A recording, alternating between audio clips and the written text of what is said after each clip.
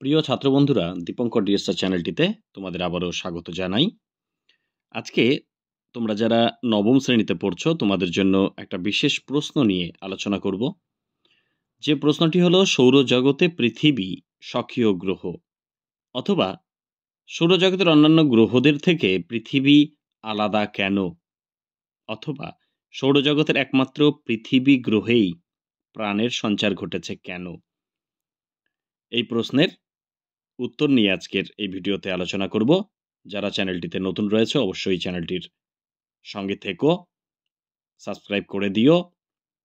তো চলো শুরু করি কিভাবে আমরা উত্তরটা লিখব। দেখো, সৌরজগতে একমাত্র পৃথিবীতেই কিন্তু প্রাণের অস্তিত্ব লক্ষ্য করা যায়।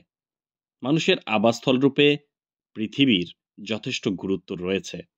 যেমন প্রথমত আমরা আলোচনা করব অনুকূল অবস্থান নিয়ে।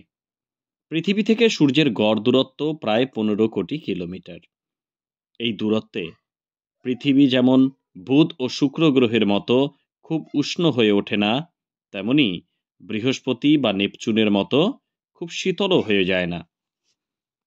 এই দূরত্বে পৃথিবীর গড় উষ্ণতা থাকে 15 ডিগ্রি সেলসিয়াস। দ্বিতীয়ত, আকৃতিগত পার্থক্য। মহাকাশ থেকে তোলা ছবি বা দূরবীক্ষণ যন্ত্রে পৃথিবীকে কখনো গোলাকার, কখনো অভিগত গোলাকার বা কখনো সমতল বলে মনে হয়। পৃথিবীর আকৃতি আসলে পৃথিবীর মতো। সৌরজগতে অন্যান্য গ্রহের সঙ্গে এর আকৃতিগত কোনো মিল নেই। তৃতীয়ত, অনুকূল পরিবেশ। সূর্য থেকে প্রাপ্ত তাপের পরিমাণ পৃথিবীতে প্রাণের সৃষ্টি, বেড়ে ওঠা এবং বেঁচে থাকার জন্য আদর্শ প্রাকৃতিক পরিবেশ সৃষ্টি করেছে। যদি সূর্য থেকে প্রাপ্ত তাপের পরিমাণের মাত্র 10%ও হ্রাস বা বৃদ্ধি ঘটে, তাহলে পৃথিবী আর জীবন ধারণের ক্ষেত্র রূপে থাকবে না। চতুর্থত, পৃথিবীর আবর্তন গতি। পৃথিবী নিজ অক্ষের চারদিকে 23 ঘন্টা 56 মিনিট 4 সেকেন্ড বা 24 ঘন্টায় একবার কিন্তু আবর্তন করে। তাই সূর্যের তাপ সারা পৃথিবীতেই ছড়িয়ে পড়ে।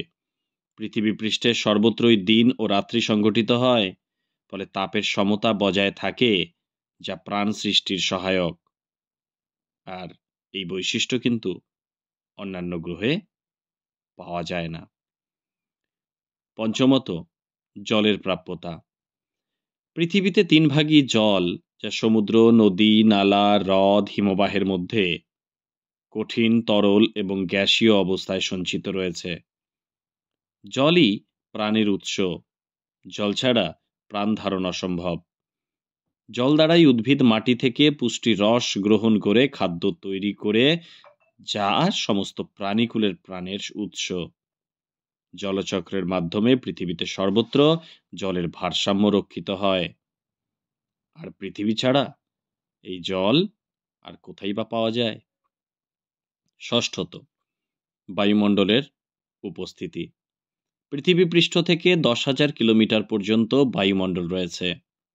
এই বায়ুমণ্ডলে অবস্থিত ওজোন স্তর সূর্য থেকে আগত অতি বেগুনি রশ্মির হাত থেকে জীবকুলকে রক্ষা করে এবং পৃথিবী থেকে বিকিরিত তাপ শোষণ করে পৃথিবীকে কম্বলের মতো মুড়ে রাখে। ফলে শীতকাল এবং রাত্রে পৃথিবীতে উষ্ণতার মাত্রা সহনশীল থাকে। আবার বায়ুমণ্ডলের গ্যাসীয় উপাদান নাইট্রোজেন, কার্বন ডাই অক্সাইড ইত্যাদি জীবন ধারণের জন্য অত্যন্ত প্রয়োজনীয় উপাদান, যা অন্য কোনো গ্রহে কিন্তু পাওয়া যায় না। সপ্তমত, অক্সিজেনের উপস্থিতি। উদ্ভিদ এবং প্রাণী উভয়েরই কিন্তু অক্সিজেন দরকার প্রাণ ধারণের জন্য, যা পৃথিবীর বায়ুমণ্ডলে উপস্থিত। ফলে এখানে প্রাণের সঞ্চার ঘটেছে, যা অন্য গ্রহে কিন্তু ঘটেনি। শিলামণ্ডলের উপস্থিতি। অষ্টমত, শিলা ও মাটির সমন্বয়ে গঠিত শিলামণ্ডল উপস্থিত থাকায় মানুষ কৃষিকাজ, শিল্প স্থাপন, খনিজ উত্তোলন যেমন করতে পারে, তেমনি উদ্ভিদগুলো প্রয়োজনীয় পুষ্টি উপাদান পেয়ে কিন্তু বেড়ে ওঠে, যা অন্য কোনো গ্রহে সম্ভব নয়। নবমত, ঋতু পরিবর্তন। মঙ্গল ছাড়া অন্যান্য আর কোনো গ্রহে সৌরজগতে ঋতু পরিবর্তন কিন্তু হয় না।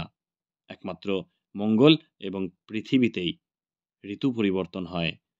পৃথিবীর উত্তর ও দক্ষিণ গোলার্ধে বিপরীতধর্মী ঋতু বিরাজ করে এবং এই ঋতু পরিবর্তন হয় বলেই আমাদের তাপের সমতা, উদ্ভিদ প্রাণীকুলের বেঁচেও থাকা সমস্ত কিছু কিন্তু নির্ভর করে।